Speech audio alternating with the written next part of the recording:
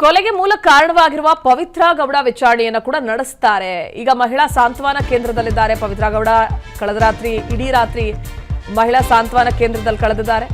ಮಹಿಳಾ ಅಧಿಕಾರಿಗಳ ಸಮ್ಮುಖದಲ್ಲಿ ಪವಿತ್ರ ಗೌಡ ಅವರ ವಿಚಾರಣೆ ಕೂಡ ನಡೆಸುವ ಸಾಧ್ಯತೆ ಇದೆ. ಪವಿತ್ರ ಗೌಡಗೂ ಕೂಡ ಹಲವು ಪ್ರಶ್ನೆಯನ್ನ ಕೇಳ್ತಾರೆ ಪೊಲೀಸರು. ರೇಣುಕಾ ಸ್ವಾಮಿಗೂ ನಿಮಗೂ ಯಾವ ರೀತಿ ಪರಿಚಯ, ಹೇಗೆ ಪರಿಚಯ ಆಯಿತು, ಯಾವಾಗ ಆತ ಮೆಸೇಜ್ ಮಾಡೋದಕ್ಕೆ ಶುರು ಮಾಡ್ದ, ಏನಂತ ಮೆಸೇಜ್ ಮಾಡ್ದ, ನಿಮ್ ಜೊತೆ ಹೇಗೆ ನಡ್ಕೊಳ್ತಾ ಇದ್ದ ರೇಣುಕಾ ಸ್ವಾಮಿ, ಇನ್ನು ಮೊಬೈಲ್ ಮೂಲಕ ನಿಮ್ ಜೊತೆ ಮೆಸೇಜ್ ಮಾಡಿದ್ನಾ, ಮೊಬೈಲ್ ನಂಬರ್ ಹೇಗೆ ಸಿಕ್ತು, ಹೇಗೆ ಕಾಂಟ್ಯಾಕ್ಟ್ ಬೆಳೆಸ್ಕೊಂಡ್ರಿ ನೀವಿಬ್ರು, ಸೋಷಿಯಲ್ ಮೀಡಿಯಾದಲ್ಲಿ ಮಾತ್ರ ಮೆಸೇಜ್ ಮಾಡಿದ್ನ ಆತ, ಯಾವ ರೀತಿ ಸಂದೇಶಗಳನ್ನ ನಿಮಗೆ ಕಳಿಸ್ತಾ ಇದ್ರು ಅವರು, ಅಶ್ಲೀಲವಾಗಿ ಆತನ ಅಶ್ಲೀಲ ಫೋಟೋಗಳನ್ನ ಕಳಿಸ್ತಾ ಇದ್ದ ಅನ್ನೋ ಆರೋಪ ಇದೆ. ಜೊತೆಗೆ ನನ್ನನ್ನು ಮದುವೆ ಆಗುವಂತ ಪ್ರಪೋಸ್ ಮಾಡಿದ್ನಂತೆ ಆತ ಪವಿತ್ರ ಗೌಡ ಅವರನ್ನ.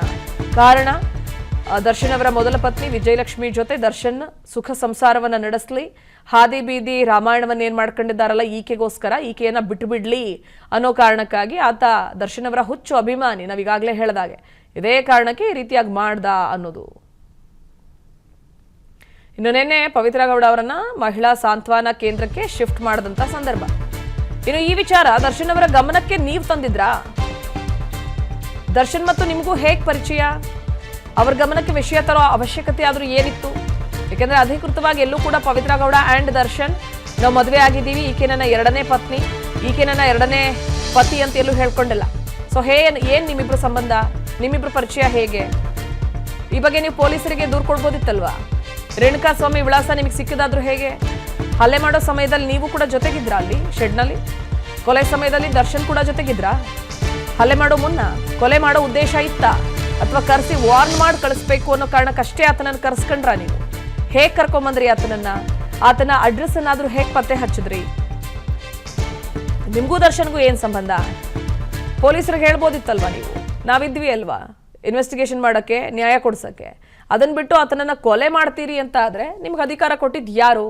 ಹೀಗೆ ಸಾಕಷ್ಟು ಹಲವು ಆಯಾಮಗಳಲ್ಲಿ ಪ್ರಶ್ನೆ ಮಾಡ್ತಾರೆ ಪೊಲೀಸರು. ನಿನ್ನೆ ಮಹಿಳಾ ಸಾಂತ್ವನ ಕೇಂದ್ರಕ್ಕೆ ಪವಿತ್ರ ಗೌಡ ಶಿಫ್ಟ್ ಆದ್ರು. ಇನ್ನುಳಿದಂತೆ 12 ಜನ ಆರೋಪಿಗಳು ಅನ್ನಪೂರ್ಣೇಶ್ವರಿ ನಗರ ಠಾಣೆಯಲ್ಲಿದ್ದಾರೆ. ರೇಣುಕಾ ಸ್ವಾಮಿ ಮೃತದೇಹ ಸತ್ವಾ ಅನುಗ್ರಹ ಅಪಾರ್ಟ್ಮೆಂಟ್ ಏನಿದೆಯಲ್ಲ, ಸೊ ಆ ಪಕ್ಕದಲ್ಲಿರೋ ಮೋರಿಯ ಪಕ್ಕದಲ್ಲಿ ಬದಿಯಲ್ಲಿ ಮೃತದೇಹವನ್ನು ಬಿಸಾಕ್ ಹೋಗಿದ್ರು ಆರೋಪಿಗಳು.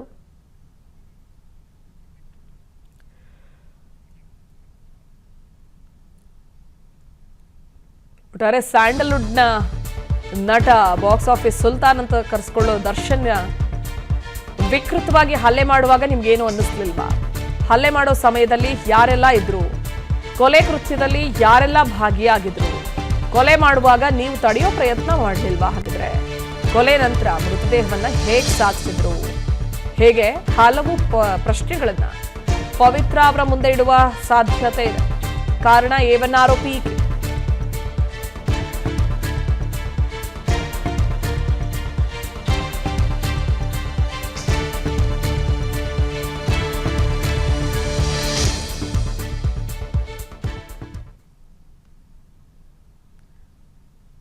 ಪವಿತ್ರ ಗೌಡ ಕೊಲೆ ಮಾಡೋ ಸಂದರ್ಭದಲ್ಲಿ ಇದ್ರ, ಕೊಲೆ ಮಾಡುವಾಗ ಅಥವಾ ಇಷ್ಟು ವಿಕೃತಿಯಾಗಿ ಆತನನ್ನ ಹೊಡಿಬೇಕಾದ್ರೆ, ಹಲ್ಲೆ ಮಾಡಬೇಕಾದ್ರೆ ನಿಮ್ಗೇನು ಅನ್ನಿಸ್ಲಿಲ್ವಾ?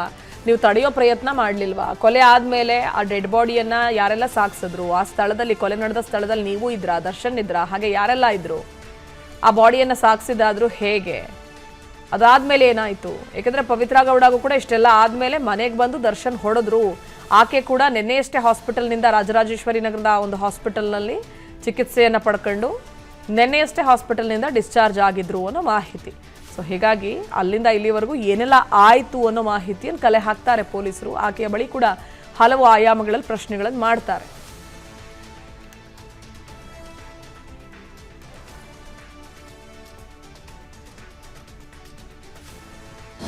ಅನುಕ್ಷಣದ ಸುದ್ದಿಗಳಿಗಾಗಿ ವಿಸ್ತಾರ ನ್ಯೂಸ್ ಯೂಟ್ಯೂಬ್ ಚಾನೆಲ್ ಸಬ್ಸ್ಕ್ರೈಬ್ ಮಾಡಿ. ಹೊಸ ಸುದ್ದಿಗಳ ನೋಟಿಫಿಕೇಶನ್ಗಾಗಿ ಬೆಲ್ ಐಕಾನ್ ಕ್ಲಿಕ್ ಮಾಡಿ. ಲೇಟೆಸ್ಟ್ ಅಪ್ಡೇಟ್ಸ್ಗಾಗಿ www.vistaranews.com ವೆಬ್ಸೈಟ್ಗೆ ವಿಸಿಟ್ ಮಾಡಿ.